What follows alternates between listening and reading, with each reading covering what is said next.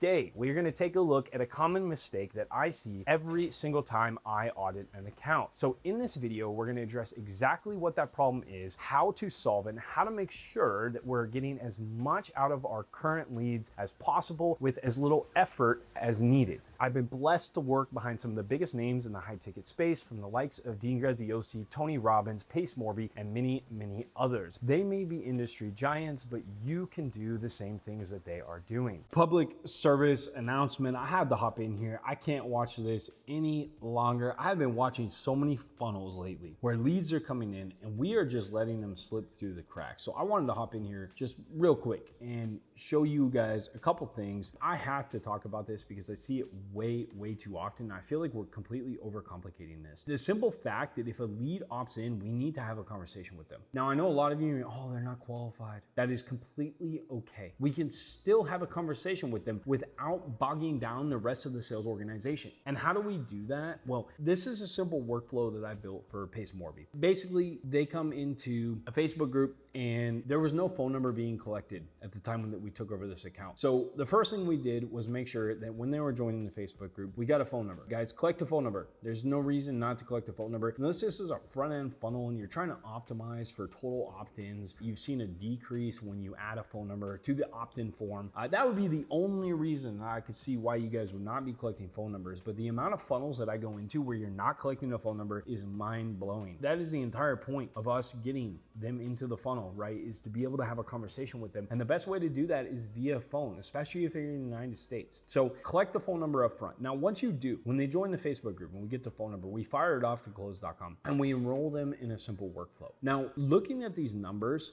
are pretty crazy. So during this time, January 15th to February 28th, we had 675 people come into this workflow. And this is just one of the workflows, but they come into here and you can see right here on the first text message, we have a 35% response rate. Guys, 35% response rate on the first text message. That means a conversation. Now, this isn't even day two. This is still day one. We had another 39% of people respond to this text message. This is all on day one, guys. We have a text message, a phone call, an email. This is an optional phone call. So we skip this if the sales rep cannot make it to that. And then we send another text message. Look at that number, guys. This is crazy. Now, we have a 26% response rate on the third text message. These send at the same time. So you'll only see a green bar here. This one wouldn't have any because these are sending back to back. Why do we do double sends? I'll show you that in a minute. But the next text message, 35% response. We have a 2-day average time to goal with 100% goal met and 675 people that went through this workflow. And this happens every single time. This is not a one-off situation. It's not because it's Pace Morby. If we come into this other account right here, we can see this is a brand new workflow I just built. 687 active people, 1.2K people enrolled, 552 completed. If we go to the report, 31% of people responded on the first text message. Now, this offer is very different. It's not Pace Morby and they're not joining a Facebook group. This is a free webinar opt-in. 22% of people responded on the second text message. These are going out on the same day. That means we have a 31 plus 22%. That's a 53% response rate in the first day of all people that opted in to this funnel. This is not rocket science, guys. What is the secret sauce? There's not much, okay? One, you just have to make sure that you got your workflows set up correctly and that you're collecting the right information up front. The second, if we refresh this, I don't know why it's not popping up. The second, it's that you're not writing marketing copy inside of your sales copy. And I see this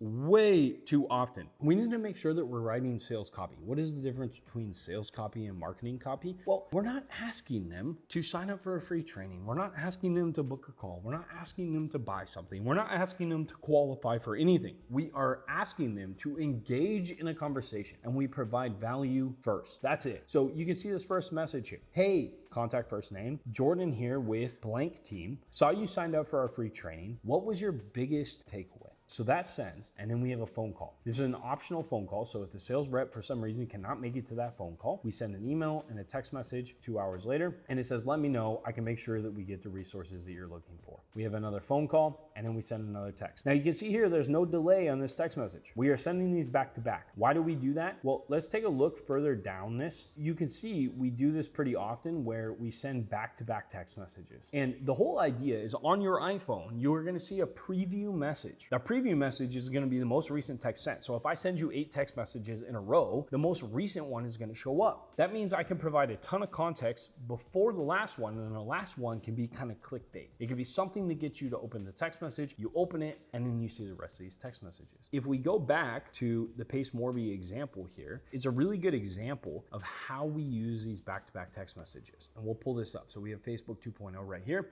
And when we go to the text messages, one of my favorites, because I went through this and I literally opened my phone right here. So this one says, would you like me to send you the link? Now, this text message sent first. Hey, have you heard of the Elephant Challenge? It's a free challenge that Pace runs, introducing veteran community members to new ones. Now, all they saw though on their iPhone preview was, would you like me to send you the link? When they get this, what are they thinking? Oh, did I miss a meeting? Oh man, what was I supposed to be on a meeting? That's what I thought, right? So I clicked on it and I said, oh, this is my own workflow. I didn't even realize that this text message was coming from there. So quit putting marketing copy in your sales copy. That will help you a ton right there. But more importantly, we gotta make sure that we're hitting every single lead with a workflow, that we're sending a text message. And even if the sales reps don't make the phone calls, we are still continuing to go through this cadence, okay? I promise you, if you implement something like this and you make sure 100% of the leads coming into your funnel are being touched by text, phone, and email in a format like this, that you will increase your revenue. There's no way, without changing anything else. You don't have to worry about show up rate. You don't have to worry about your close rate. If you implement something like this, you will increase your numbers. You don't have to spend another dollar on marketing. You don't have to send another marketing email. You don't have to worry about qualification. All the other metrics stay exactly the same, and you will bring in more revenue. So I hope this is helpful. I just wanted to send something over. It's been a little bit of a pet peeve of mine lately because I keep going into accounts, I audit them, and I realize that we're only talking to like 20% of our leads, which is absolutely crazy. Knowing the fact that we have automations, we have workflows that can take care of this, it is not going to bog down your sales team. It is not going to create a problem. If you have a problem with the lead volume, you need to hire. That's a sales management problem, not a sales operations problem. And this will create so much more revenue in your business. So go ahead and give it a shot. Let me know. If you guys want help with something like this, go ahead and message me. I'm more than happy to take a look at your account, give a little audit, point you in the right direction. It may not make sense to work with us, but there's definitely somewhere you should be going to make sure that you guys are doing this and pulling the revenue out of the leads that you already have instead of spending more money on leads. So I hope this is helpful. Cheers.